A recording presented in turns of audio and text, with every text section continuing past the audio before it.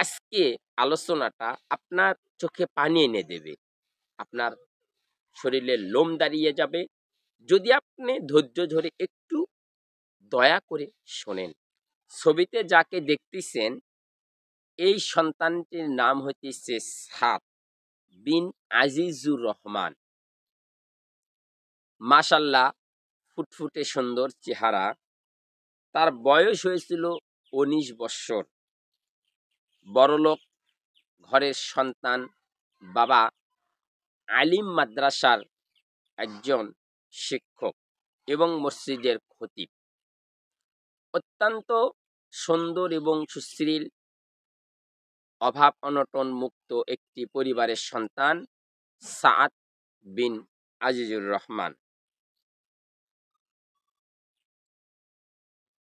মায়ের নাম উম্মে সালমা।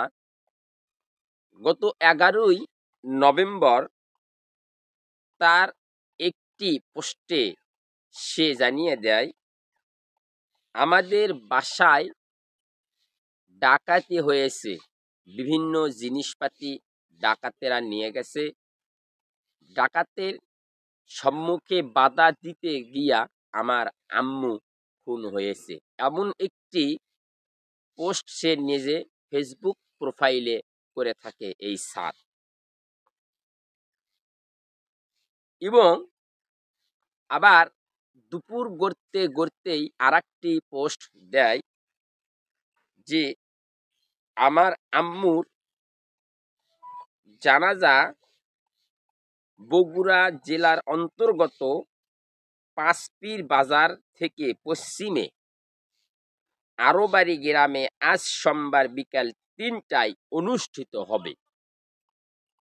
তার মায়ের জানাজা কোথায় হবে এই ধরনের একটিও কথা বলে সে ফেসবুক পোস্টে বিবৃতি দিয়ে থাকে। আগে সে তার মায়ের মৃত্যুর খবরটা নাটকীয়ভাবে ছড়িয়ে দেয় যে ডাকাতির কবলে পড়ে তার মা ডাকাতের সাথে মোকাবেলা করতে যায়, বাধা দিতে যায়, ডাকাতের হাতে তার মা খুন হয়। এবং সে তার মা খুন ডাকাত যে করেছে এটাকে প্রমাণিত করতে আবার সে দ্বিতীয় একটি পোস্ট নিয়ে আসে যে তার মাকে কোথায় জানাজার মাধ্যমে দাফন করা হবে এবং তার মা যেন জান্নাতবাসী হয়, এই ধরনের কিছু কথা পোস্টের মাধ্যমে বলে সে একটি নাটক সাজায়। সবকিছু যে ছিল নাটক এটা পুলিশের চোখে ধরা পড়ে গেল। একটা জিনিস মাথায় রাখবেন, সন্তান আর মা, মা আর সন্তান এটা অত্যন্ত জান্নাতি একটা সম্পর্ক।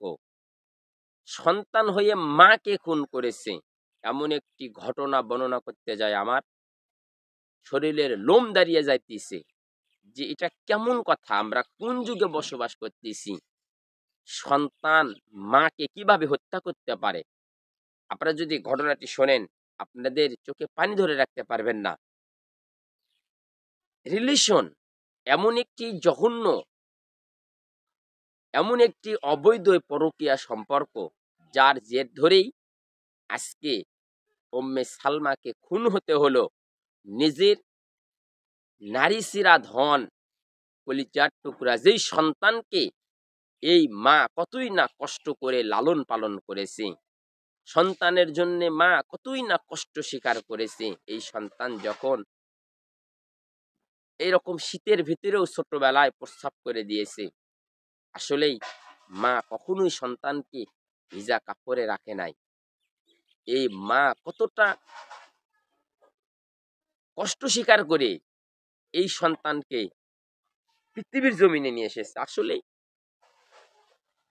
ভাই আমি বলতে পারতেছি না, খারাপ লাগতেছে যে মা কত বড় একটা দামি সম্পদ এই কুলাঙ্গার এটা বুঝতে পারে না।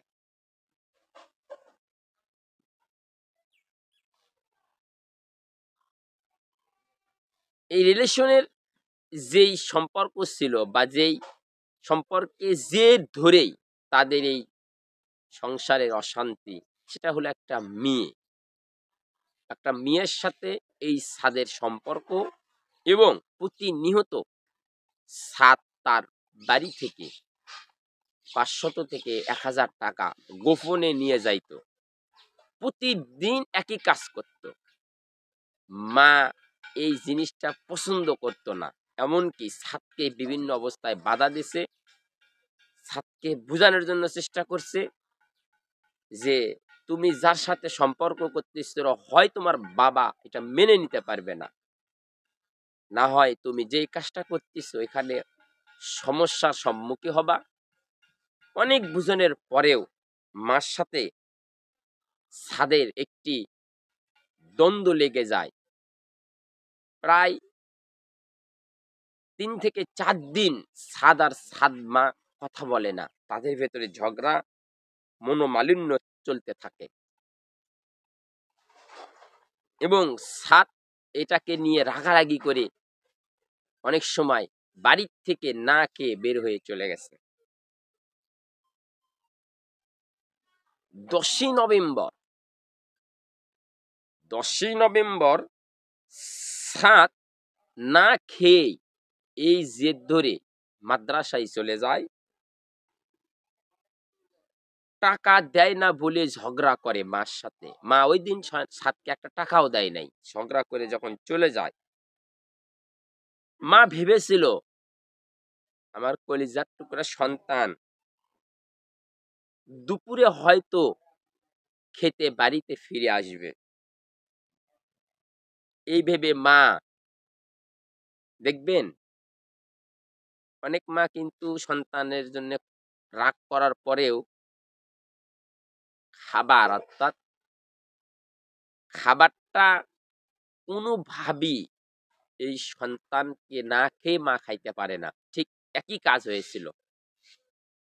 সাদের আম্মা উম্মে সালমাও খাবার গ্রহণ করে নাই, সেও না খেয়েছিল সন্তানকে নিয়ে দুপুরে একসাথে খানা খাবে বলে। 11টার ক্লাস শেষ করে সাদ বাসায় আসতেছে অন্য একটা প্ল্যান নিয়ে, যে মাকে সে হত্যা করবে। নাউজুবিল্লাহ। এদিকে মা সাদের জন্য করে রান্নাঘরে রান্না করতেছিল। মেসেজের মাধ্যমে আমরা যেটা জানতে পারলাম টাইম লাইনে, মা ওখানে ছাদের জন্য করে রান্না করতেছিল এবং কিছু তরকারি করতেছিল। মা তার নিজ গতিতে কাজ করতেছে, সাদ পিছন থেকে এসে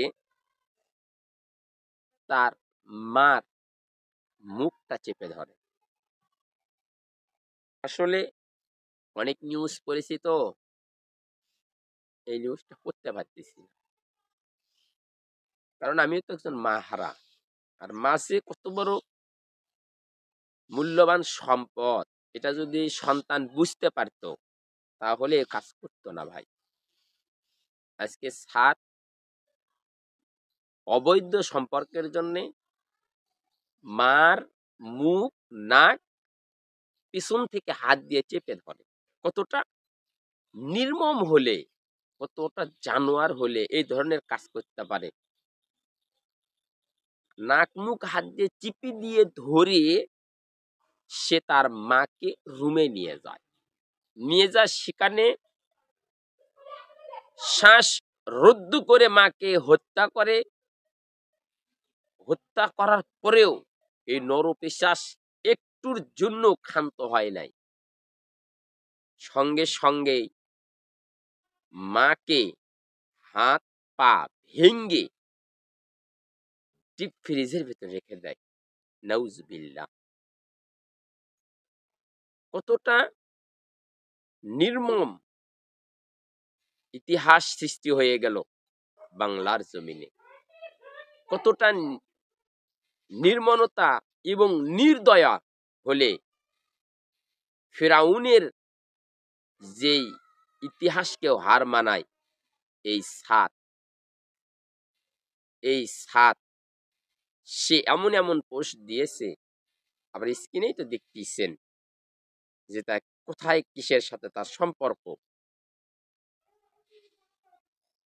সন্তানকে মার ভালোবাসার এই প্রতিদান শেষে পাওয়া লাগলো সাদের মা উম্মে সালমাকে।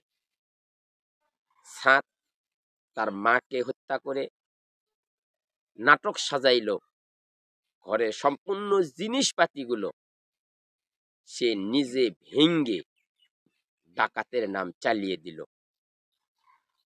এভাবেই একজন মা তার নিজ সন্তানের হাতে জীবন দিয়ে এই দুনিয়ার মায়া মোহাব্বত ত্যাগ করে পরপারে পাড়ি জমালো। জাতি আজ কোথায় গিয়ে দাঁড়িয়েছে? এই ধরনের ঘটনাকে আমাদের সমসাময়িক চ্যানেলের পক্ষ থেকে আমরা তীব্র নিন্দা এবং সাদের দৃষ্টান্তমূলক শাস্তি দাবি করতেছি, যাতে আর ভবিষ্যতে বাংলাদেশের কোনো সন্তান এইরকম নির্দয়া, এইরকম ভাবে নিষ্ঠুর জানোয়ারের মতো আচরণ আর পিতা মাতার সাথে না করে। পিতা মাতা জান্নাতের একটি ফসল, যেখানে মহান আল্লাহ রাসূল বলেছেন, তোমার মা তোমার জান্নাত, তার পদতলে তুমি থাকবা। আল জান্নাতু তাহতা মিনাল উম্মাহাত, প্রত্যেকটি সন্তানের জান্নাত নিশ্চিত করা হয়েছে তার মায়ের পদতলে। যদিও ভিডিওটা একটু লেন্দি হয়ে গেল, কিন্তু পুরা ঘটনাটা এই ছিল। আমরা বুঝতে পারলাম সন্তানের হাতে খুন হয়ে মার লাশ কেন ছিল ডিপ ফ্রিজে। ভালো থাকবেন, সুস্থ থাকবেন। আল্লাহ হাফেজ।